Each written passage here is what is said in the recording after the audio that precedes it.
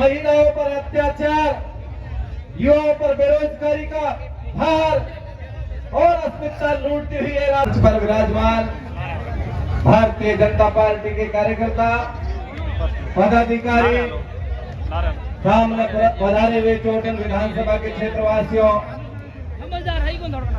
मातृशक्ति एवं युवा साथियों,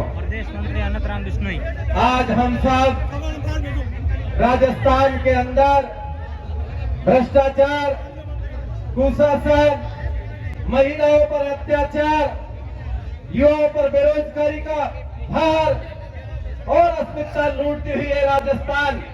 इस सब के परिवर्तन के लिए पूरे राजस्थान में परिवर्तन यात्रा का आगाज हो चुका है। भाई और बहनों, राजस्थान की धरा वो वीरों की धरा है। राजस्थान का इतिहास इस पूरे देश का तख्त पलटने वाला इतिहास रहा है, लेकिन पिछले 4.5 वर्षों से कांग्रेस के इस कुशासन के कारण यहाँ के जो भ्रष्टाचार और कुशासन की जो एक लहर चली है, इसको उखाड़ करके फेंकने की आवश्यकता है। आज आप और हम सब लोग एक एक बूथ पर जाकर के एक एक बूथ को अच्छे से कैसे मैनेज कर सकते हैं। हम सब भारतीय जनता पार्टी के कार्यकर्ता, हम अपने अपने बूथ के उम्मीदवार हैं और कमल के फूल को जीता करके और इस चोटन की काया को कलप करना है। भाई और बहनों, चोटन के यदि भ्रष्टाचार की बात करते हैं तो यहाँ के विधायक के द्वारा अपने अपने परिवार के अंदर सारे के सारे काम अपने परिवार में दिला रखे हैं। और मैं तो कहता हूँ कि यदि भारतीय जनता पार्टी के कोई प्रधान भी बन करके बैठा है तो उसके अधिकारों का पूर्ण रूप से हरण कर लिया है। उन्होंने प्रधान की शक्तियों को अपने हाथ में लेकर के बैठ गया। न कहते हैं न कि न खुद खाता है और न दूसरे को काम करने देता है। वो कहावत आज राजस्थान और चोटन विधानसभा के अंदर लागू हो चुकी है।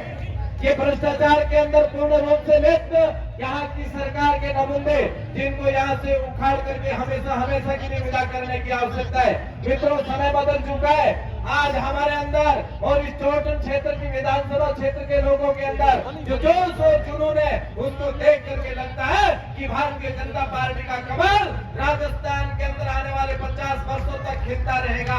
मित्रों, राजस्थान का इतिहास लिखा जाएगा और इतिहास के अंदर स्वर्णिम अक्षरों में आप सबका नाम अंकित किया जाएगा कि राजस्थान का वो समय था जब राजस्थान के कांग्रेस की सरकार अपने चरम पर थी।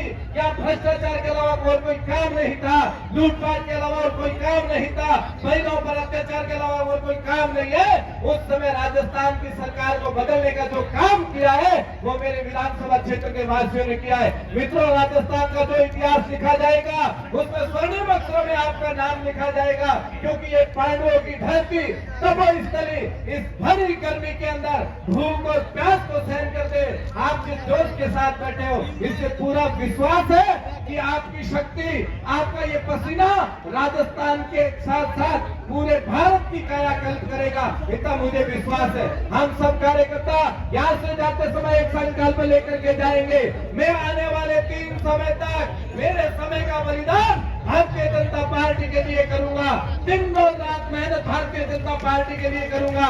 मित्रों, एक सैनिक जैसे सीमा पर खड़ा रह करके अपने देश की रक्षा करता है, वैसे के वैसे हमें भी भारतीय जनता पार्टी का एक सैनिक बन करके अपने बूथ पर खड़े होकर के और अपना बूथ कैसे विजयी हो, इसको लेकर के हम सबको संकल्प लेना है। मित्रों, हार और जीत कोई किसी पार्टी की नहीं होती, हार और जीत उस बूथ पर रहने वाले कार्यकर्ता की होती है। यदि हम हमारा बूथ जीत गए तो हम आराम से हमारी सरकार बनाएंगे, कोई दुनिया की ताकत हमको रोक नहीं सकती। मित्रों, आज जो परिवर्तन संकल्प यात्रा जो हमारे बीच पहुंची है, हमारे राजस्थान के मुखिया और हमारे केंद्र में केंद्रीय मंत्री माननीय गजेंद्र सिंह जी शेखावत और हमारे लोक लाडले सांसद आदरणीय कैलाश जी चौधरी, केंद्रीय कृषि मिनिस्टर, आप दोनों लगातार इस परिवर्तन यात्रा के अंदर हमारे साथ चल रहे हैं। आप कल्पना कर सकते हैं क्या, ऐसे ऐसे लोग जो केंद्र में मिनिस्टर है लेकिन उनको हमारी पीड़ा सहन नहीं हो रही है,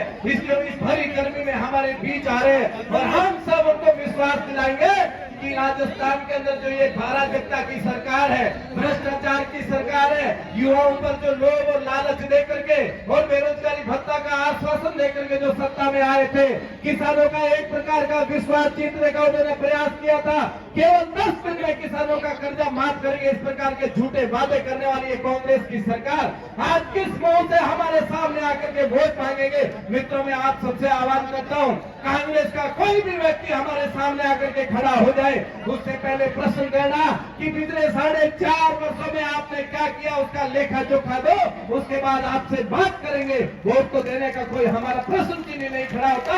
इस प्रकार का विश्वास लेकर के हमको उन सबके सामने डरना होगा।